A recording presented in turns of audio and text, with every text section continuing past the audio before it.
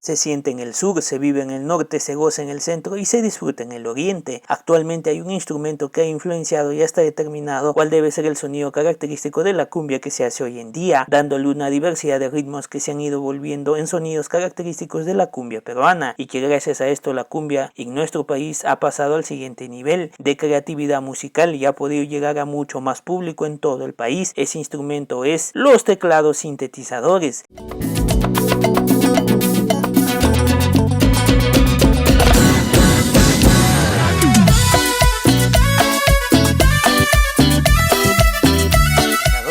Que han sido fundamentales no solo para darle diversidad musical a la cumbia en todas sus variantes, sino que también ha sido clave para crear una forma identificable y característica de escuchar este hermoso género musical. Pero ¿cómo apareció este instrumento en el Perú? ¿Y cómo logró calar de una forma tan profunda en nuestro país, llevando a la cumbia peruana a la modernidad, impulsando nuevas formas de hacer cumbia y dándole una nueva cara a este género musical? Pues estos serán aspectos que veremos en este simpático video especial por el Día del Músico.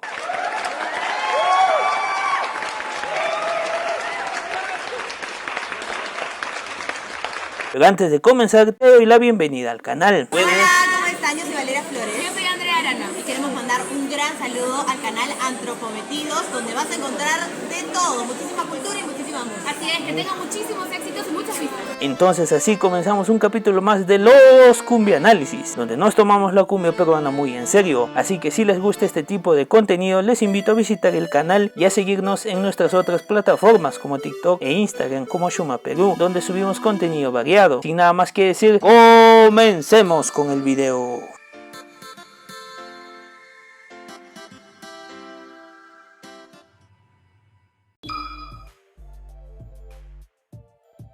El surgimiento de la cumbia peruana está muy relacionada con la síntesis de varios géneros musicales que vinieron del extranjero y se fusionaron con géneros autóctonos que ya se practicaban en nuestro país. Esto hizo que desde sus orígenes la cumbia en el Perú haya estado influenciado por una variedad de géneros musicales, principalmente caribeños, pero también norteamericanos, básicamente porque muchos músicos, sobre todo jóvenes de esta época, tenían apego por géneros juveniles que estaban de moda en ese momento, como el rock. Esto hizo que la cumbia peruana, por preferencias musicales, pero también por temas económicos, porque muchos de estos jóvenes eran de sectores populares y migrantes, así que para mantener sus orquestas y grupos tuvieron que abaratar costos, entonces tenían que ingeniárselas. Es así que vieron en la guitarra eléctrica un elemento musical que podría tener una relevancia importante para darle forma al sonido característico que la cumbia buscaba y que ya venía siendo usada por orquestas grandes de los géneros tropicales. Entonces la guitarra eléctrica le dio mucha de la popularidad musical a la cumbia, que se empezaría a hacer primero en Lima y después se expandiría a todo el país, siendo Enrique Delgado de los Destellos al que se le atribuye mucho en la forma que la cumbia de finales de los 60 tenía y que después se expandiría a todo el país.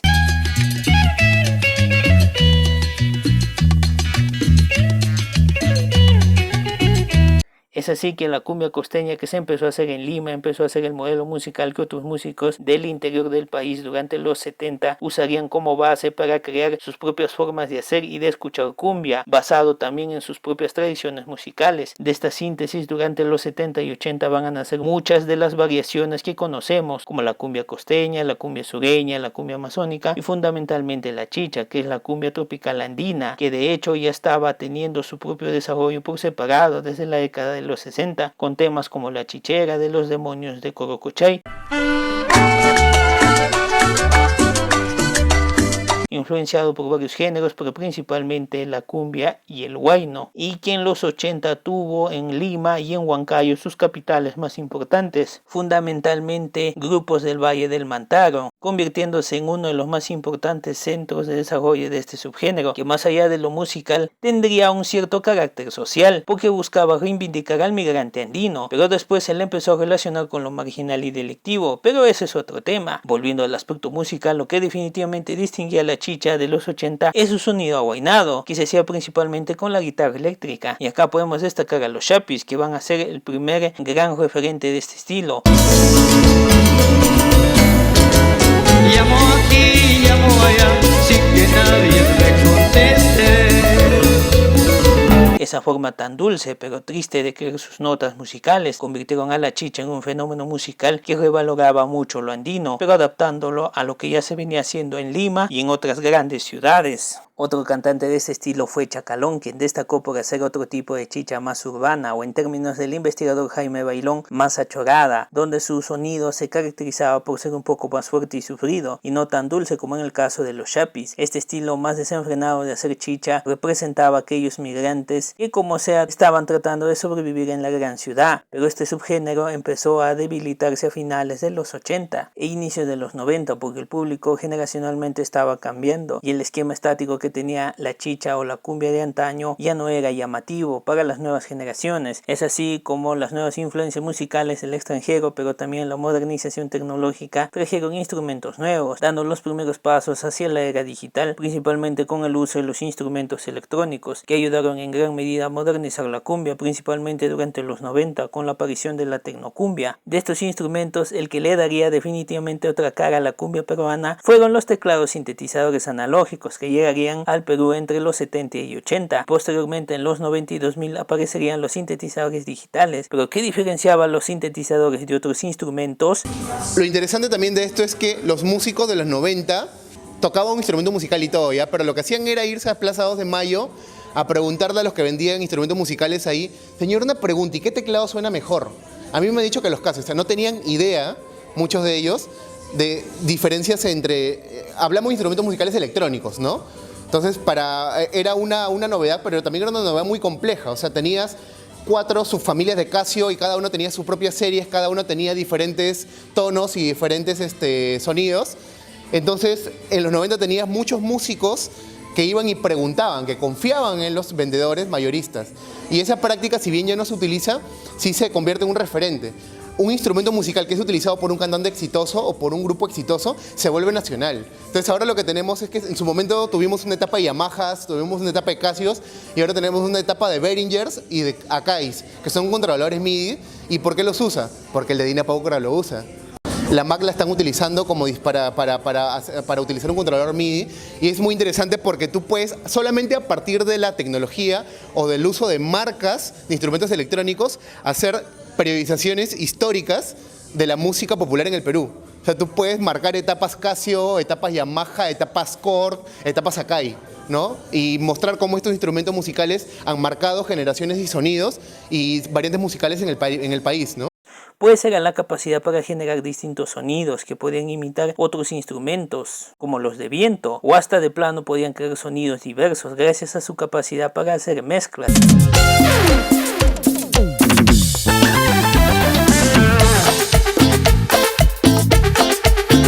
Algo que ningún otro instrumento podía hacer, y justo ahí viene su nombre, sintetizador, porque podía convertir sonidos más complejos a otros más sencillos, para poder dar la sensación de imitar sonidos reconocibles, o de plano crear sonidos que no existen naturalmente, y fue esta tecnología la que le dio un nuevo rumbo a la identidad musical de la cumbia.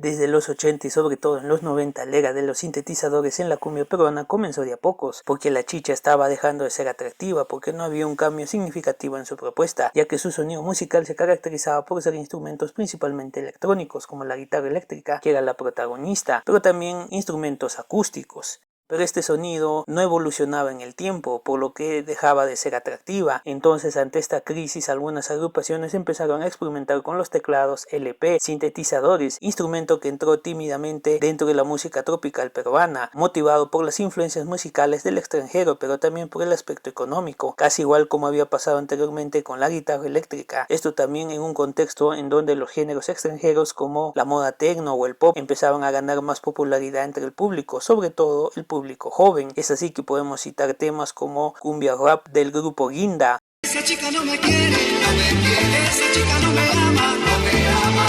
porque ya no sé qué hacer. O en la Amazonía al grupo Pax Diquitos con varios temas como Lluvia con Sol. Lluvia con sol, en todo el oriente, lluvia con que el autor Alfredo Villar, en este bonito material que te invito a revisar, menciona que es el primer tema hecho con sintetizadores y que influenció a otras orquestas amazónicas, como el grupo Fresa Juvenil de Tarapoto, y fue justamente los grupos de cumbia amazónica quienes desde la segunda mitad de los 90 tendrán un papel muy preponderante dentro de la tecnocumbia, con agrupaciones como Euforia o cantantes como Rosy War, Ruth Karina, Juana Kohler.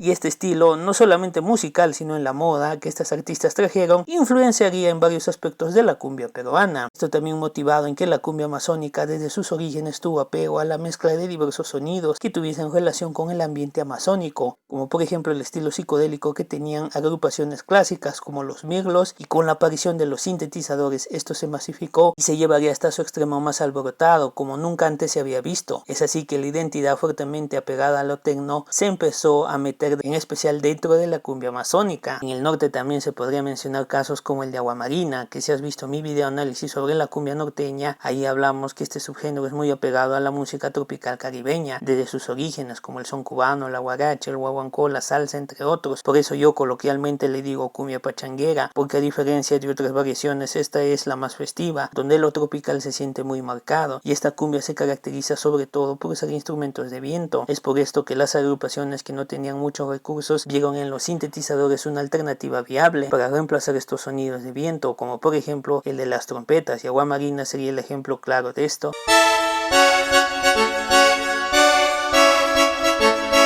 Y fue tanto la influencia y la popularidad que el grupo adquirió, y este instrumento se volvió en la marca indiscutible de su propuesta musical.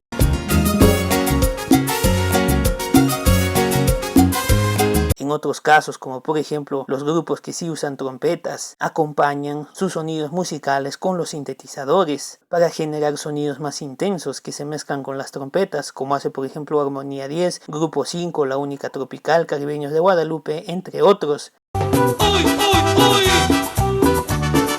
Y las encuestas responden rápidamente. También en el norte no podemos dejar de mencionar el caso de la cumbia sanjuanera, que va a ser muy importante a partir del 2010, sobre todo para reconfigurar la participación de las mujeres dentro de la cumbia, gracias a la popularización de Corazón Serrano, quienes ayudaron a difundir los sanjuanitos en todo el país.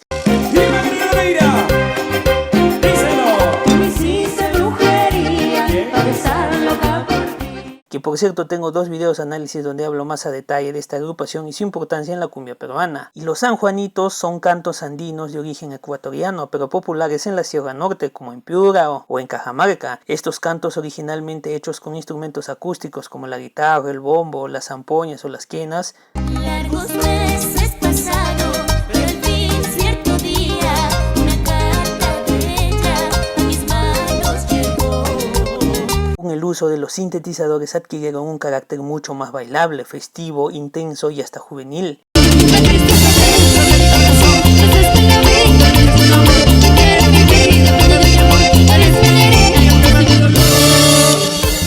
Estilo de hacer cumbia sanjuanera que grupos como Deleites Andinos, Afrigo Sensual, Amor Paisano o El Encanto del Corazón, entre otros, se han encargado de seguir desarrollando y cultivando. En el sur es quizás donde la influencia de los sintetizadores sirvió no solo para hacer música, sino para crear una identidad musical disruptiva y hasta rebelde, haciendo de este subgénero el más alborotado que existe en todos los aspectos posibles, teniendo mucha influencia de la chicha ochentera, porque buscaba revalorar lo andino, pero también tiene influencias de la tecnocumbia peruana, pero sobre todo de la tecnocumbia boliviana, donde por ejemplo podemos citar a los Ronish, que va a ser una de las principales influencias de muchas agrupaciones. Los Ronish son una agrupación de Cochabamba y quizás haya sido uno de los grupos más famosos de Bolivia que hubo en el Perú, y se caracterizaban justamente por usar los sintetizadores de una forma muy intensa, sin vacíos musicales, o en términos del investigador Fernando Ríos, con horror al vacío.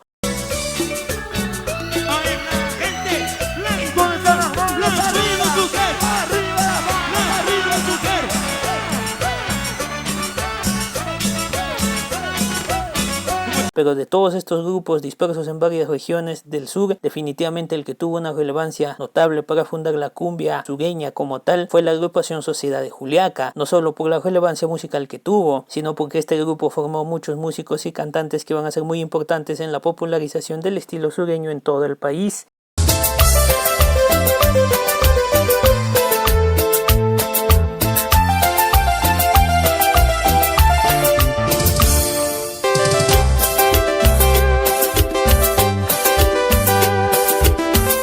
De hecho, los sonidos intensos y alborotados que van a buscar las agrupaciones sureñas, principalmente las juliaqueñas, con el uso de los teclados y de los sintetizadores, se volvió en la marca indiscutible de este subgénero, donde podríamos considerar a Juliaca como la capital de la cumbia sureña, con varias agrupaciones famosas como Fragancia Tropical, Fragancia Sin Límites, Los Puntos, Las Águilas de América, entre otros.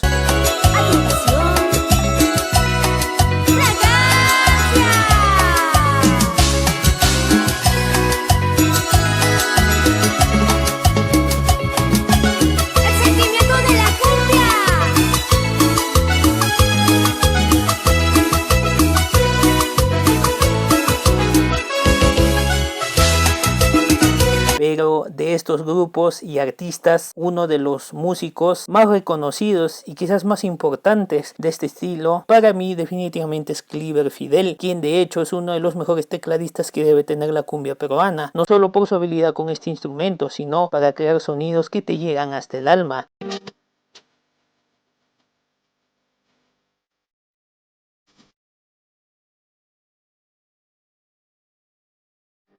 Cliver también tuvo su paso por el grupo Sociedad de Juliaca y es dueño actualmente de Activo Records, empresa que tiene a su cargo agrupaciones importantes como Corralí, Rosedal, pero sobre todo mi agrupación favorita, la agrupación Lérida, que para mí es uno de los grupos más importantes que tuvo la cumbia sureña, al menos después de la segunda década de los 2000, y ayudó mucho a que este estilo se difunda en todo el país.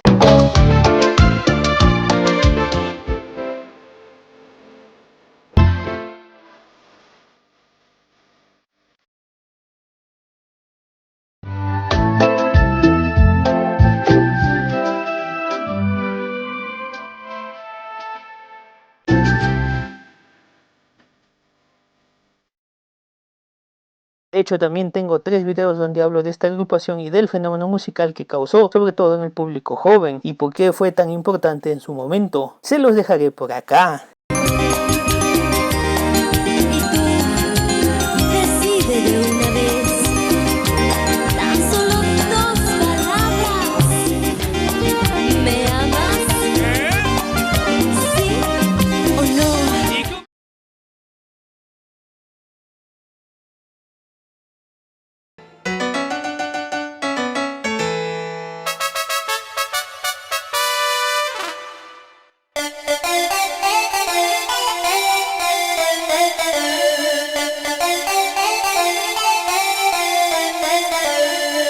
La relevancia que han alcanzado los sintetizadores ha sido notable en los últimos años, donde han adquirido mucha importancia en los sonidos populares de la música peruana, no solo dentro de la cumbia, sino también del huayno, donde se notan claramente.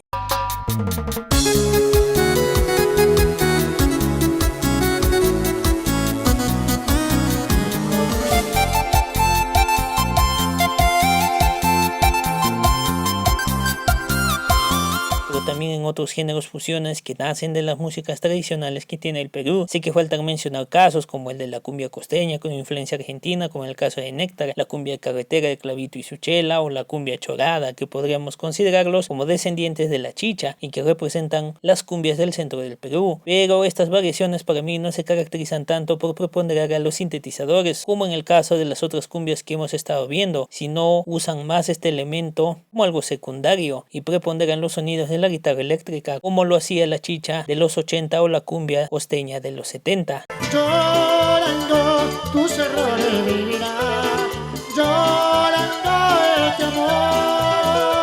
Bien, este ha sido un pequeño análisis un tanto amateur porque no soy un músico experto, pero lo que he querido explicar es el fenómeno musical que produjo los sintetizadores. Sé que faltan muchas cosas, pero mi idea era más que nada referenciar la importancia que ha tenido este instrumento dentro de la música que actualmente escuchamos en la radio o en el internet. Y por supuesto quiero también desearles un feliz día a todos y todas las personas que se dedican al hermoso arte de la música, que es tan importante en nuestras vidas. Por favor, si les ha gustado este video, regálenme un like para que este material llegue a más personas. Muchas gracias por el apoyo y conmigo será hasta un próximo video.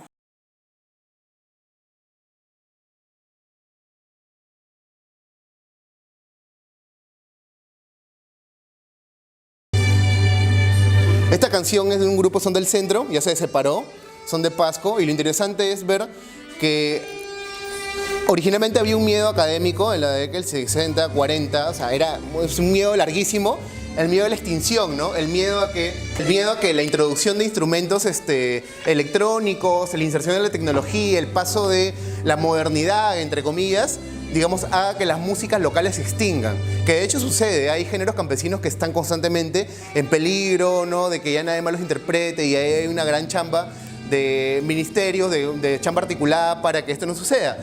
Pero en el camino lo que ha sucedido es que, en efecto, lo que ha pasado con esta inserción tecnológica es que muchas músicas locales se han fortalecido al punto de que ya no solamente se producen para el mercado local, sino que se producen con proyecciones nacionales e internacionales, ¿no?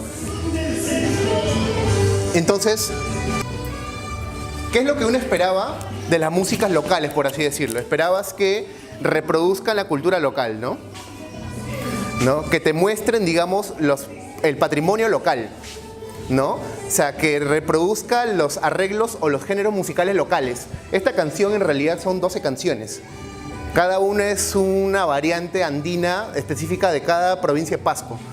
Entonces, lo que tú tienes es que es cierto que, digamos, se ha abandonado algunos ritmos locales o algunas variantes musicales locales, pero a cambio lo que tienes es un mercado muy fortalecido de personas que no sienten la necesidad de hacer préstamos forzados de otras músicas para poder ser populares. O sea, lo que te ha permitido el mercado audiovisual y la consolidación de los mercados regionales es, contrario a perder los sonidos regionales, es consolidarlos y volverlos nacionales. O sea, si antes solamente el de Cajamarca compraba el cassette de Silverio Urbina, ahora tú vas a las tiendas y encuentras que la gente de Puno o de Huánuco o del Brain va y compra Silverio Urbina. Y eso es lo que tenemos aquí.